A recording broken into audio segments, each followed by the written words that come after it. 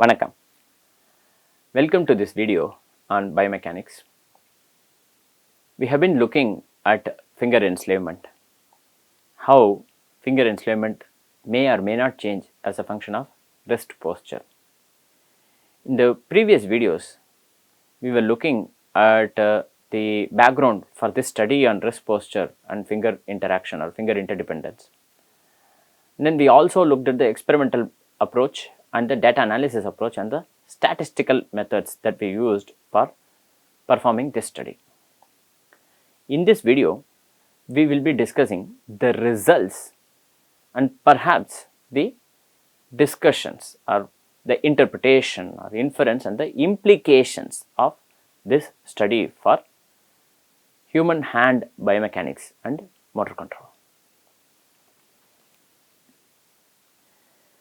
What we found was that wrist posture did not affect the enslavement index, and direction of movement also does not appear to influence the enslavement index. But which finger is the instructed finger does affect the enslavement index. Well, that means depending on whether you are the index finger, middle finger, ring finger or little finger, enslavement index changes. But the direction of movement of the finger does not affect the enslavement. The posture of the wrist as in neutral or flexion or extension does not affect the enslavement. Okay. That is what we find. So, what is shown in white, all these white bars represent neutral, all these grey bars represent extension and all the black bars represent flexion. We are interested in establishing primarily a difference between the white bars, grey bars and black bars. Are the heights of these bars different in a given condition and in a given situation? That is the question that we are asking. Of course, these heights are lower than these heights. Actually, these are two different fingers. Okay, let us take the ring finger. These heights are different from these heights. Here, the enslavement index, when the middle finger is enslavement index of the ring finger, when the middle finger is active, is about 0.4. When the index finger is active, it is about 0.05. Well, that makes sense, right? Because as per the Satyowski study and the previous studies, the distance of a given finger, given non-instructed finger from the instructed fingers matters. Because of this reason, it is likely because the ring finger is far away from the index finger, but it is the neighbor of the middle finger, you could expect to see a higher enslavement for the when the middle finger is the active finger when compared with when the index finger is active finger. So, these finger level differences are somewhat clearly obvious and are also explainable. It is possible to explain this. But the question is not that. The most important question is not that. The most important question is, in a given active finger, is a given non-instructed finger showing a difference in the enslavement index for the three colored bars, or the white bars, grey bars and the black bars different? Within this, are they different? Within this, are they different? Within this, are they different? And within this, are they different? I am only interested in comparing the heights of these three colored bars, white bar, grey bar and black bar, within a condition and within a instructed finger. Okay, that is my interest, and it appears throughout, everywhere. It appears like the white bar in a given active condition and in a given this are not very different. By the way, these error bars are standard errors of means. We had 8 participants participate in this study. So, these are standard errors of mean. Of course, we observed that the neighboring fingers are more enslaved than the distant fingers, and we observed that the enslavement is higher for the middle finger and the ring finger when compared with the other fingers, index and little fingers. These are all not new, these are all already known. But what we showed here is that there is statistical non-difference between these three postures, okay, neutral posture, flexion posture and extension postures. That is what we showed. So, we also perform this analysis on the individuation index and the stationarity index. Okay. This is the individuation index data and this is the stationarity index data.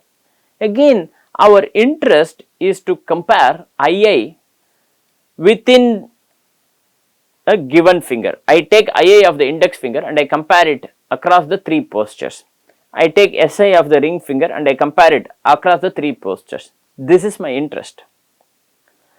And again, these are standard errors of mean. The error bars are standard errors of mean. And I find that these are actually not different from each other. That the three bars, the white bar, gray bar and the black bar are the neutral wrist posture, the flexion wrist posture and the extension wrist posture are showing no big difference in either the individuation index or the stationarity index. So, the individuation index and the stationarity index were not influenced by wrist posture and the direction of movement. Importantly, we found that the average difference in enslavement between the three wrist postures was much smaller than the average difference between the enslavement of fingers. Okay. So, this is what we used as the smallest effect size of interest, and we performed what is called as the equivalence test or the two one-sided test approach as was proposed and suggested by Daniel Lakens. Okay. We performed this test and we used the average difference between fingers, the enslavement difference between fingers as the smallest effect size of interest. At least if there is at least that much difference as observed between fingers, between wrist postures, let us say the average difference in enslavement between pairs of fingers. What are the various pairs that are possible? 4 choose 2, is it not? That is 6. What are the 6 possible combinations? Index middle, index ring, index little, middle ring, middle little, ring little. And I compare the enslavement between essentially either the individuation index or the stationarity index or perhaps even both between these two fingers. Okay, index and middle, index and ring, index and little, middle ring, middle little and ring little, and I find the average difference between these two fingers. And because there is finger level difference, no, for the index finger IA is 0.9 or close to 0.95, but for the middle finger it is only 0.75. So, between fingers there is considerable difference. If there is a difference in individuation and stationarity index between such distal regions like the fingertips, right, if there is such a big difference or if there is some difference, it would be reasonable to expect that there is at least that much difference in the more proximal wrist region, right, as I am making such a big movement excursion of the wrist about 60 degrees from 30 degree flexion to 30 degree flexion to 30 degree extension, about 60 degrees change. It is reasonable to expect at least that much difference as we observe in the finger pair difference, right. So, that is I expected, let us say the average difference in the individuation index is some x and the average difference in these pairs in stationarity index is some y, right. Let us say for example, I expect to see a difference of x in the individuation index between the wrist flexion and wrist extension condition, and I expect to see at least a difference of y between the wrist flexion and wrist extension condition. Actually, there are three conditions, right? Flexion, extension, neutral, is it not? So, there are three choose two possibilities, which is three: flexion and extension, flexion and neutral, extension and neutral. There are three possibilities, but at least between flexion and extension, which are two extremes, I would like to see at least a difference of x in individuation index and y in stationarity index. And so, when we performed this equivalence test, we actually did not find that difference. So, the differences between fingers was much greater when compared with the difference in wrist posture. It seems like wrist posture did not matter at all. That is what we found. So, we not only showed that the individuation and stationarity indices are non-different statistically, we also showed that the individuation indices and stationarity indices between the wrist postures were actually statistically equivalent. That, in my opinion, is perhaps the most crucial, unique contribution of our paper. Okay. Such a phenomenal analysis, Niranjan continuously built on this statistical analysis, because the study was done in 16, and this paper by Daniel Lakens, if I remember correctly, came out only in 17.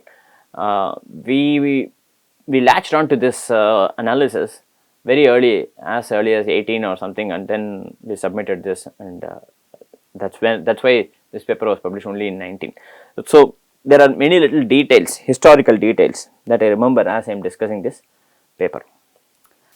So, what we found was that there was no big change in enslavement index because of the wrist posture. This could be because of two possibilities. Maybe because wrist flexion and extension might have had the same effect on all the digits of the hand, or it might not have had any big difference, any huge difference on the function of the extrinsic muscle that connects to the digits.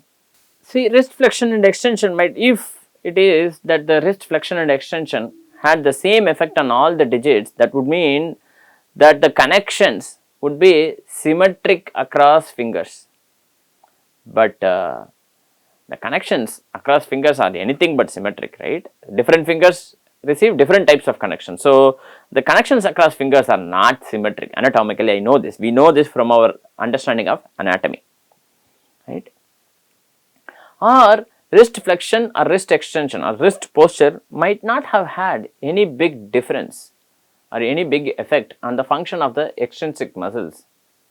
This could be because the dedicated flexors and extensors of the wrist would have contributed more towards achieving this wrist posture when compared with the contribution that is made by the extrinsic muscles whose function is to serve the individual digits or the fingers. So, perhaps the muscles that are responsible for finger function did not really participate in wrist flexion and extension. Maybe the wrist flexion and extension is more of an independent function that is performed independently by the dedicated flexor and extensor of the wrist when compared with the extrinsic muscles of the fingers. This is the other idea. So, from all this taken together, these results mean that neural factors dominate finger enslavement. Finger enslavement is mostly due to neural factors, right? Of course, it would be good or cool if we can establish this with the help of electromyography, checking whether a given muscle is active during a particular task or not would really help to further support this idea. There have been some studies that support this idea. For example, studies of enslavement on a deafferented person has suggested that the supraspinal or the neural effects have a major role in finger individuation, right. Studying these individuation index and stationarity index in disorders like carpal tunnel syndrome and neuromotor disorders such as stroke and cerebral palsy could be very, very useful to understand the nature of these pathologies and how they differentially affect different fingers, something that can be considered as future possible extensions of this study. There was one study by May and Kerr, I think that was from the group in Canada. This paper was published in 2018 in Journal of Electromyography and Kinesiology, in which they compared the effect of force enslavement or the effect of wrist posture on force enslavement. And what they found was that some specific fingers, they had a higher enslavement dependent on wrist posture. Our results do not agree with these results. Remember that kinematics and kinetics are essentially two different outputs of the movement control system. It is not like all the results that are found in forces must necessarily corroborate and correlate and completely agree with the results in kinematics. Also, this is just one finger that was behaving differently, not the others. So, there is a little bit of a discussion, debate that continues on this topic, but our stand and our understanding of this topic is that the wrist posture does not affect finger individuation or finger interdependence, at least for the range of wrist postures that we considered in this study. If I change the wrist posture to 50 degrees, 60 degrees, extension and flexion, maybe we will find a different result, but those studies are relatively hard to perform as an experiment, experimentally difficult to perform because participants are not able to complete the task. This is our observation from our pilots that we performed. So, maybe at least for the range of flexion extension angles that we considered, which is 30-degree flexion and 30-degree extension that we considered in our study, we found that wrist posture does not affect finger interdependence. There will be a need to perform more studies, especially with the help of EMG, to either corroborate and find support to this idea or maybe add value by disagreeing with this idea. Only future studies can tell us this. So, with this we come to the end of this video. In this video, we looked at the paper by Niranjan Chakrabhavi and Varadhan SKM, published in the Journal of Applied Biomechanics in 2019. Thank you very much for your attention.